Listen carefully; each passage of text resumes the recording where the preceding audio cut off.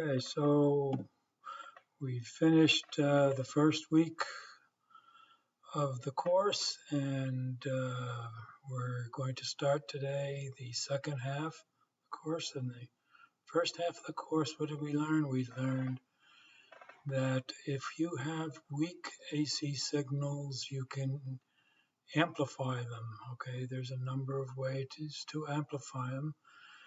You can use discrete components such as bipolar junction transistors, and using those we bias them in a special way, and we want to use the common emitter uh, solution to doing that because it gives us the maximum amount of amplification both in current and voltage, which means they are power generators essentially.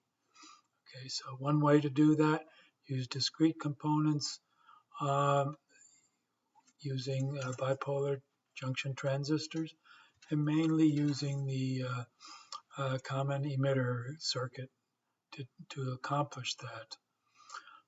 This is often done from some of the more simple type of electrical circuits. Okay, but if in today's world we're looking for some more complicated circuits, basically we also want to start out with analog and get into digital circuits.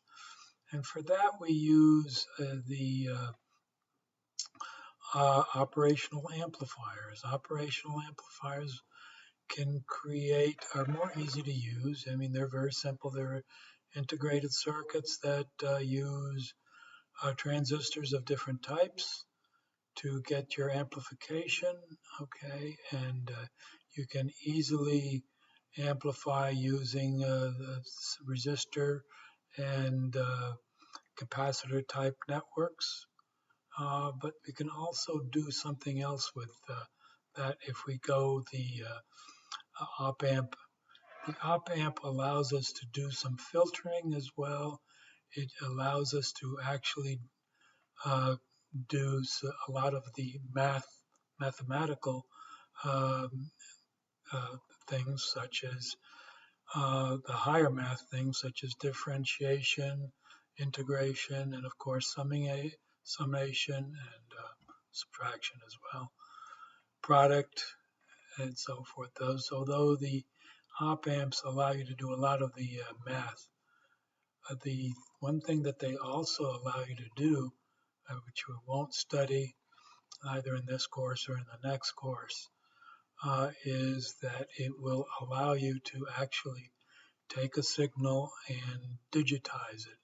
That is, make it into a digital type of signal from the analog, which is a sinusoid, usually a alternating signal type.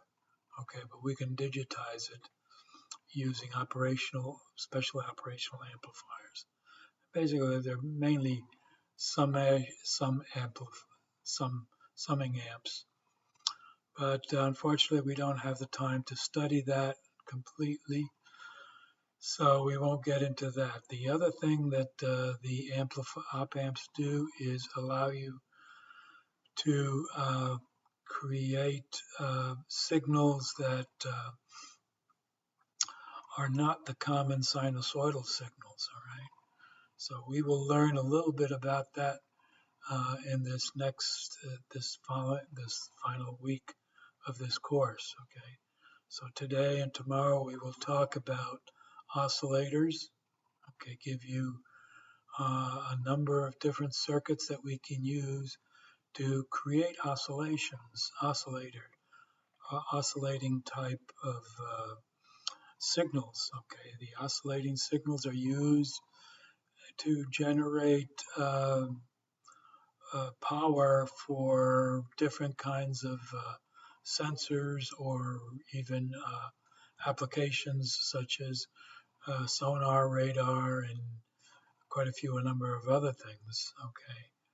And later on we will see how we can use them to not only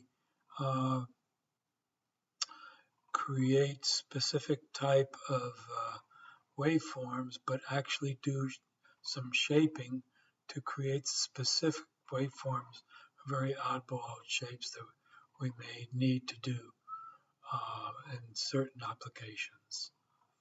Okay, so let's get started, but let's not forget where we started from. We started from the basics of analog circuits, how to amplify and how to create some power. That power is going to have to be used a number of different ways.